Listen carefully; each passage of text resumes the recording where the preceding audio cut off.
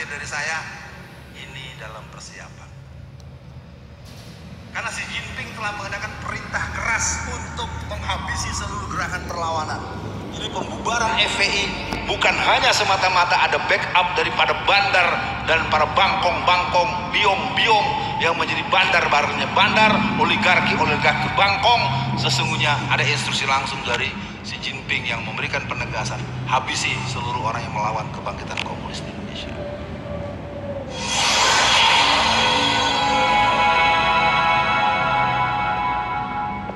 Kita lihat bagaimana mereka mulai melakukan gerakan-gerakan. Temu raya kader PKI bulan Maret Pak, di Jakarta Pusat Pak. Nah ini pintu masuk mereka, amandemen Undang-Undang Pemilu nomor 12 tahun 2003 pasal 60G oleh Mahkamah Konstitusi. Siapa ketua MK-nya saat itu? Silahkan cari Pak. Pasal 60G menyatakan bahwa tiap-tiap orang yang pernah jadi orang PKI, pengurus PKI, simpatisan PKI diperbolehkan untuk menjadi anggota DPR, diperbolehkan menjadi eksekutif, dan diperbolehkan untuk jadi yudikatif. Apalagi yang mereka mau tuntut? Udah ada undang-undangnya.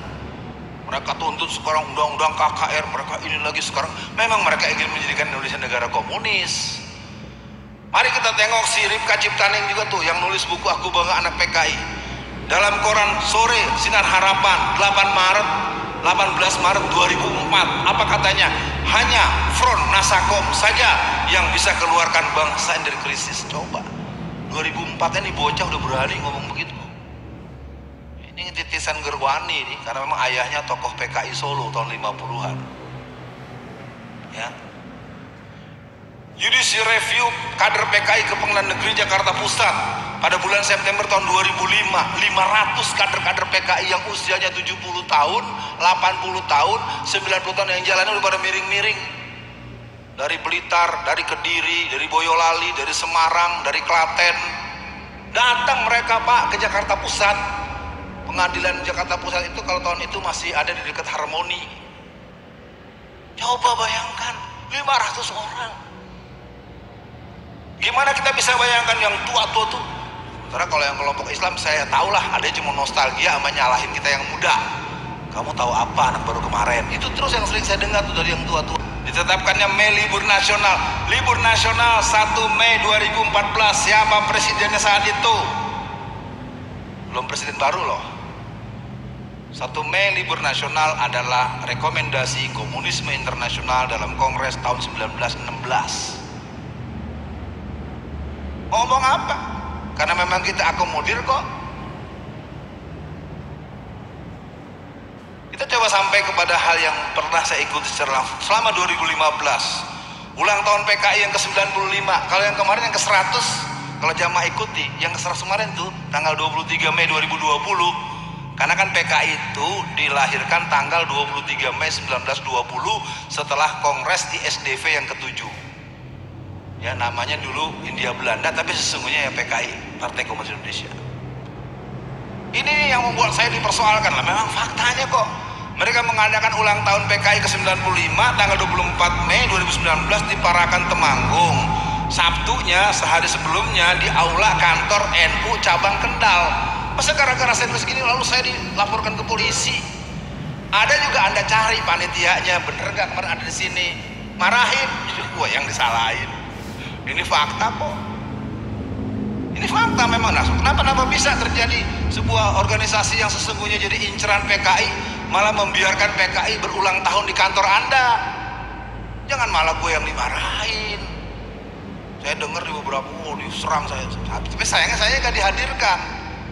Nah, ada seminar besar di sebuah hotel bintang 5 di Jakarta membahas tentang PKI. Wartawan tanya, Pak Ning ngomongnya cacus gitu.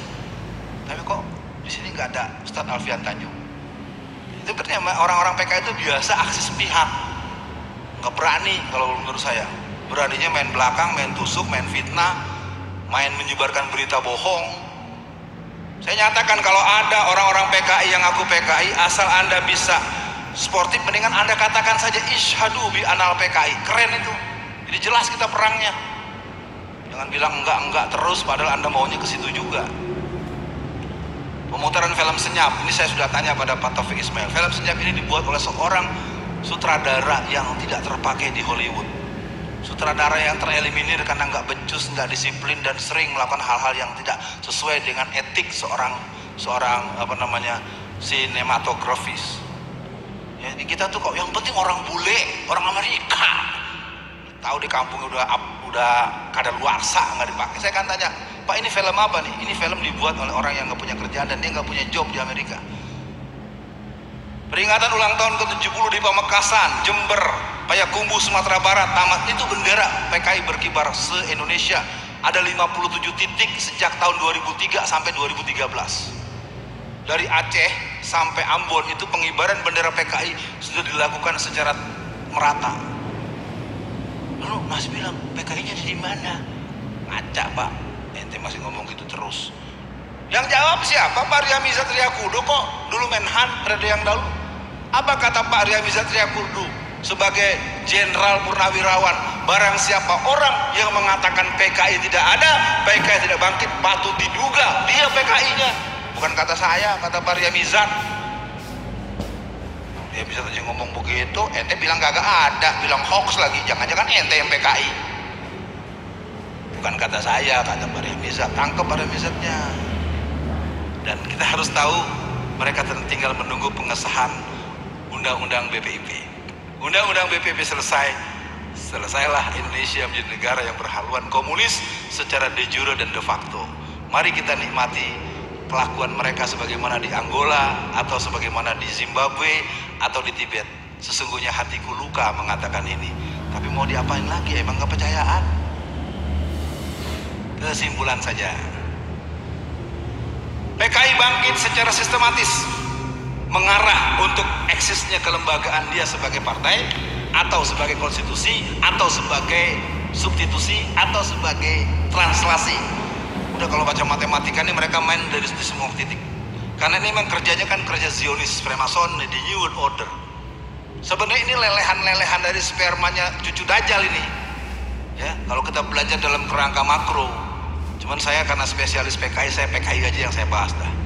Kalau mau kita tarik pasti walan taradha ankal yahudu walan nasara hatta tattabi'a millatahum. Jelas itu. Jadi sini adalah gerakan komunisnya, Syiahnya, Ahmadiyahnya, dan kawan-kawannya. Lalu apa yang perlu kita lakukan? Harus dilakukan perlawanan secara konstitusional. Ya, sekarang DPR RI-nya, bayangin aja orang mau mempertanyakan, mic-nya dimatiin. Ya, Omnibus Law, wah keren itu, undang-undang gelondongan. Ya. Perlu adanya solusi yang masif, sistematik, terstruktur, dan berkelanjutan. Tapi saya bicaranya cuma bisa nulis. Kemana lagi? Pakar PKI aja di penjara. Luar biasa, keren, Indonesia keren. Nah, keberadaan satuan aksi dibutuhkan dari pusat sampai daerah, dan saya tidak tahu di mana bisa dibangun. Karena kita sekarang harus jujur, kita punya masjid megah, kita punya jamaah seperti ini. Sekarang ini harinya hari tanggal merah, hari libur. Coba lihat kiri kanan, mana anak remajanya? Nol kan? Nggak ada. Saya keliling Indonesia pun begitu yang saya temukan. Ini waktu suruk sudah masuk, bapak-bapak sudah mulai bersolat. Saya pikir, saya tidak tahu bagaimana komitmen waktunya. Terakhir dari saya, ini dalam persiapan. Karena Xi Jinping telah mengadakan perintah keras untuk menghabisi seluruh gerakan perlawanan. Jadi pembubaran FPI bukan hanya semata-mata ada backup daripada bandar dan para bangkong-bangkong, biong-biong yang menjadi bandar oligarki bangkong. Sesungguhnya ada instruksi langsung dari Xi Jinping yang memberikan penegasan, habisi seluruh orang yang melawan kebangkitan komunis di Indonesia. Kepada siapa itu dinyatakan?